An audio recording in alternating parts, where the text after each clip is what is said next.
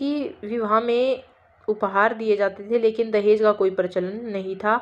दास प्रथा प्रचलित थी, लेकिन इसका स्वरूप प्राचीन यूनान और रोम से भिन्न है।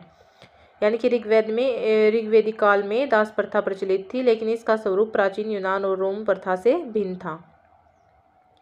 वैदिक संस्कृति का संस्थापक आर्यों को माना जाता है। आर्य शब्द का शाब्दिक अर्थ श्रेष्ठ, कुलीन, उत्तम, उत्कृष्ट होता है। वैदिक संस्कृति को विद्वानों ने इतिहास में आद्य ऐतिहासिक काल के अंतर्गत रखा है। ठीक है। ऋग्वेद की रचना प्रारंभिक वैदिक युग में हुई, जिसका समय आमतौर पर 1500 ईसा पूर्व से 1000 ईसा पूर्व के बीच में माना जाता है। यह हिंदू धर्म के सबसे प्राचीन पवित्र ग्रंथों में से एक है और इसकी रचना प्राचीन भारत, अब के भारत और पाकिस्तान के पंजाब क्षेत्र में हुई थी। ऋग्वैदिक काल की जो वर्तमान में पंजाब क्षेत्र है वहाँ पर हुई थी। रचना काल। विद्वानों का मत है कि ऋग्वेद की रचना सैकड़ों वर्षों में हुई, जिसकी शुरुआत लगभग 1500 ईसा पूर्व के आसपास हुई थी। अवधि। इसका समय 1500 ईसा पूर्व से 1000 ईसा पूर्व के बीच में माना जाता है। भाषा। इसकी रचना वैदिक संस्कृत में की गई है, यानी कि ऋग्वैदिक काल की भाषा संस्कृत भाषा है। भाषा मैंने आपको बताई। संरचना। यह 10 पुस्तकों या मंडलों में बटा हुआ है, जिसमें कुल 1028 सूक्त हैं। मौखिक परंपरा। यह भी माना जाता है कि ऋग्वेद को लगभग 300 ईसा पूर्व तक लिखित रूप में आने से पहले मौखिक रूप से ही पीढ़ी दर पीढ़ी चलाया गया था।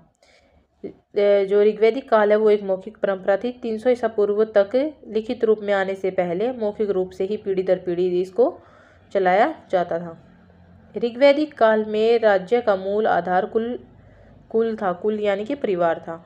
परिवार का मुखिया कुल्प अथवा गृहपति कहलाता था, यानी कि परिवार का जो मुखिया होता था उसे कुल्प या गृहपति कहते थे। कुलों के आधार पर ग्राम यानी कि गांव का निर्माण होता था, जिसका प्रमुख ग्रामणी होता था।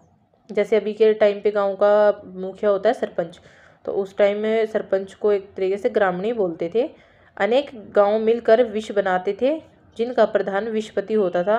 जैसे आज के टाइम में एमएलए एमपी होते हैं, तो उस टाइम बहुत सारे गांव मिलकर एक विश बनाते थे, यानी कि जिला।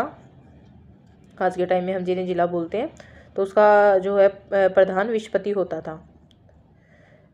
ऋग्वैदिक युग के सबसे प्रचलित देवता इंद्र देवता थे, जिनकी स्तुति में ऋग्वेद में 240 से अधिक सूक्त समर्पित हैं। 280 से अधिक सूक्त समर्पित हैं, जो किसी भी अन्य देवता की तुलना में सबसे ज़्यादा हैं। उन्हें युद्ध और तूफान का देवता माना जाता था और उन्हें आकाश का राजा भी कहा जाता है। इंद्र देवता को आकाश का राजा भी